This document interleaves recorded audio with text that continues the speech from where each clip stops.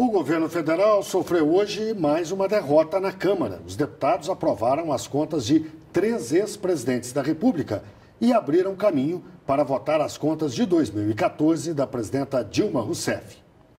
A votação começou pela manhã e foi rápida. Foram aprovadas as contas dos ex-presidentes Itamar Franco, referentes a 92, que tinha parecer favorável do Tribunal de Contas da União, de Fernando Henrique Cardoso, em 2002, que tinha parecer pela aprovação com ressalvas, e as contas de Luiz Inácio Lula da Silva, dos anos de 2006 e 2008, esse último ano também com ressalvas. As contas dos ex-presidentes Fernando Henrique e Lula ainda precisam ser votadas no Senado. A Constituição determina que o Congresso Nacional fiscalize a contabilidade do governo ano a ano, mas não há prazo para a votação. Contas de pelo menos 12 anos aguardam o julgamento dos parlamentares. O presidente da Câmara, Eduardo Cunha, quer votar todas elas. A base aliada do governo acusa o presidente da Câmara de tentar limpar a pauta para colocar logo em votação as contas da presidenta Dilma Rousseff do ano passado. O Tribunal de Contas da União questionou o governo sobre alguns itens da contabilidade fiscal de 2014. Entre eles estão atrasos no ressarcimento a bancos públicos que haviam feito o pagamento de programas sociais com recursos próprios. O processo de análise de conta tem que ter um caráter técnico, de verificação verdadeira dos números e dos fatos. A análise de conta não pode ser um processo de vingança, nem de natureza política eleitoral e nem de vingança pessoal. O que nós estamos fazendo é colocar as coisas para votar. Eu havia declarado que ia colocar essas contas para votar muito antes de eu ter declarado a mudança do meu alinhamento político. Então, isso é uma coisa que nós falamos que íamos estabelecer a normalidade. Tem contas que começam um ano pela Câmara, outro pelo Senado. Ambos são decreto legislativo que sai da Comissão de Orçamento e nós seguimos o rito daquilo que não se fazia há 15 anos. Na madrugada, a Câmara aprovou em primeiro turno uma emenda à Constituição que vincula o salário de advogados públicos, delegados e procuradores municipais à remuneração dos ministros do Supremo Tribunal Federal. Foram 445 votos a favor e 16 contra.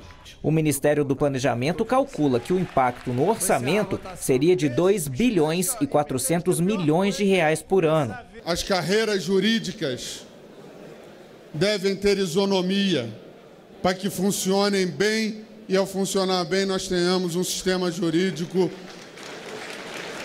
mais próximo daquele que é o ideal, mais próximo daquele que a sociedade deseja, mais próximo daquele da justiça. É uma PEC que traz para o teto quase tudo das carreiras, não só as carreiras jurídicas. E isso tem grande impacto na União, nos estados e municípios. Antes da votação, o PTB e o PDT anunciaram a saída da base de apoio do governo. O vice-presidente Michel Temer fez uma palestra hoje em uma universidade de Brasília e disse que as recentes derrotas do governo podem ser contornadas. Eu fiz um apelo como articulador político do governo, tanto que eu disse, olha, é preciso que alguém faça este apelo e eu estou, por isso, tomando a liberdade de fazê-lo em nome do governo. O que vai precisar é diálogo, nada mais do que isso. Nós vamos continuar dialogando, não vamos nos impressionar com o dia de ontem, com o dia de hoje. Agora, o alerta era indispensável. A crise econômica, ela muitas vezes ocorre e é logo superada. Uma eventual crise política, etc., no Congresso, ela imediatamente é superada, como será superada ao longo do tempo.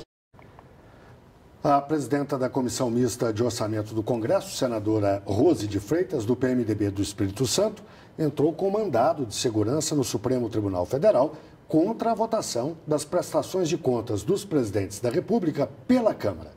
A senadora alega que, de acordo com a Constituição de 88, a votação tem que ser feita pelo plenário do Congresso Nacional em sessão conjunta de deputados e senadores.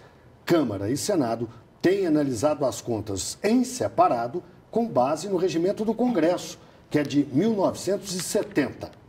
As federações da indústria do Rio de Janeiro e de São Paulo manifestaram apoio à proposta de união apresentada pelo vice-presidente da República, Michel Temer.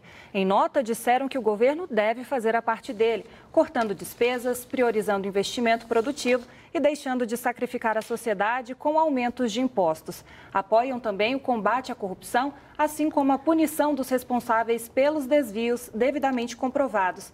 A indústria brasileira deseja, segundo seus representantes, o bom senso, o equilíbrio e o espírito público.